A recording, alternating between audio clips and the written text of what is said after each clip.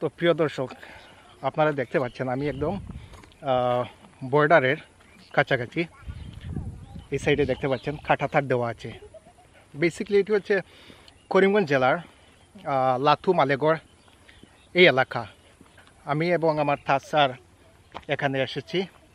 Usually border এরিয়াতে যেগুলা কাঁটাতার দেওয়া থাকে, ইন্টারন্যাশনাল বর্ডার, এত সহজে যাওয়া যায় না।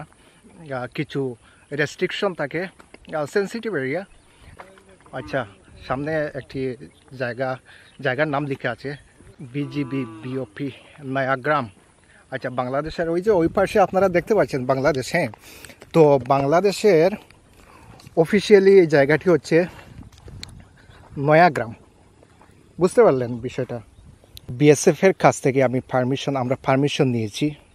ওনারা বলেছেন যে একটা মানে আমাদেরকে একটা সীমা দিয়েছেন, আপনারা এতটুকু যেতে পারবেন আর সামনে যেতে পারবেন না, এরকম আমাদেরকে বলে দিয়েছেন বিএসএফ ভাইয়েরা।